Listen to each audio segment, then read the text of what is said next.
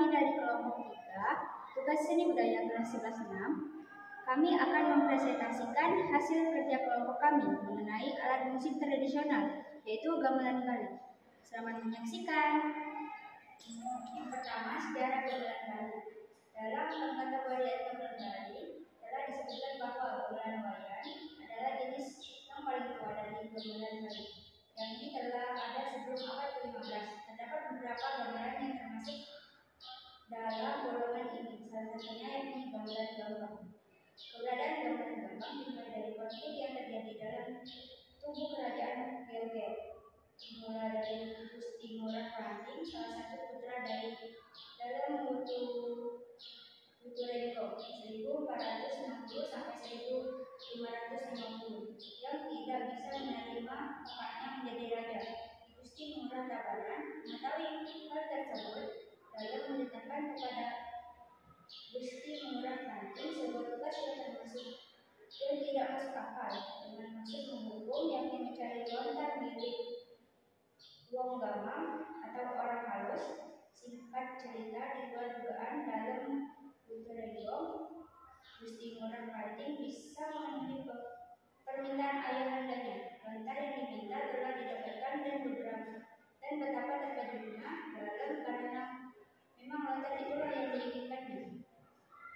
Melalui kejadian itu, kemudian kerajaan dibagi menjadi dua. Sayangnya, sebelum dinobatkan menjadi raja, Gusti Ngurah Ranting diminta membuat seperangkat gamelan yang benih-benihnya diambil dari lontar tersebut. Terciptalah gamelan gambang yang namanya diambil dari lontar wong gamang.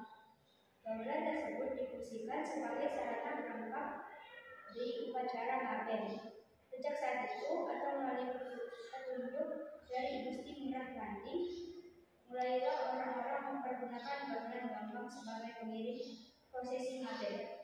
Di sisi lain, salah satu seorang keluarga Arya Simpangan atau si Kegambang sekarang, yang dulunya pernah tinggal di kerajaan Tabanan, rasa senang dengan gamelan tersebut. Selanjutnya, dia tertarik juga untuk membuat gamelan ketika pulang ke Semburu. Sejak saat itulah gamelan gambang ada juga di Banjar, Semburu, bisa lanjut aja. Berikut kronologi gamelan Bali. Terkait dengan bahan pembuatannya, orang-orang Bali telah mengkategorikan alat musik mereka. Ada gamelan perunggu yang lebih dikenal sebagai gamelan Kerawang karena dirakit oleh pandai Kerawang ahli perunggu. Ada juga gamelan yang terbuat dari bambu, serta ada juga gamelan seloding yang terbuat dari besi. Dari ketiganya, gamelan seloding adalah gamelan yang paling antik dan langka karena jarang digunakan. Gamelan Bali sangatlah beragam, termasuk pada prinsip permainannya, terlebih pada jenis-jenis gamelan pada masa pra-Hindu Jawa. Di Bali, di bagian timur, prinsip permainan gamelan agak berbeda dengan yang ada di Bali Selatan dan Utara, yang memang berkaitan dengan lingkungan keraton yang sebagian masih terpengaruh budaya Jawa. Sejauh ini, setidaknya ada kurang lebih 25-30 genre kerawitan Bali yang dibedakan berdasarkan jenis-jenis instrumen, fungsi, dan bahasa. Mengingat banyaknya jenis, gamelan Bali telah dibagi menjadi 3 kelompok besar menurut zamannya, diantaranya sebagai berikut. Gamelan wayang, gamelan tua. Jenis ini diperkirakan telah ada sebelum abad ke-15 Masehi. Umumnya didominasi oleh alat-alat berbentuk bilahan dan belum dilengkapi oleh kendang. Kalaupun ada kendang, perannya tidak begitu menonjol. Beberapa gamelan yang masuk pada jenis ini meliputi angklung, gender wayang, balai gajur, genggong, bebonang, gengberi, caruk, gong luwang, gambang, seloding.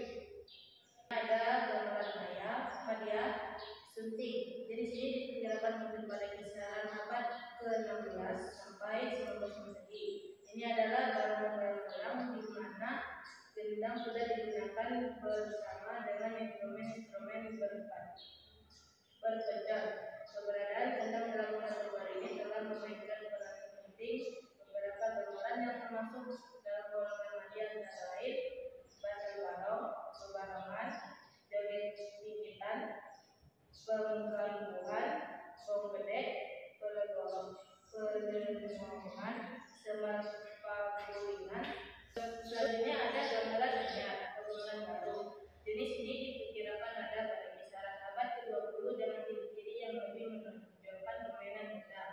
Beberapa gamelan dalam kategori ini termasuk Adi Merdaga, Mani Kasati, Bumbung Gebyong, Semaradana, Kumbang, Gong Suling, Gebuntangan, Jebok, Gentapinaratiku, Gendang Mabarung, Gong Bebiar, Opapan atau Gerumbungan, Jamer, Tek-tekan, Joget Kuku. Selanjutnya kita ke tangga nada gamelan Bali. Tangga nada gamelan Bali menggunakan tangga nada pentatonis, pelok dan negro. Tangga nada pelok memiliki 5 nada. Musik yang menggunakan tangga nada pelok bersifat gembira, lincah, dan semangat. Tangga nada negro memiliki pola interval yang relatif sama panjang antara nada satu dengan nada berikutnya. Tangga nada sledro tidak memiliki nada fa dan si. Selain tangga nada pelok dan sledro, ada juga sistem nada nawaswara yang digunakan pada gamelan Bali. Nawaswara adalah sistem nada yang menggunakan 9 nada dalam satu. Contoh karya gamelan Bali.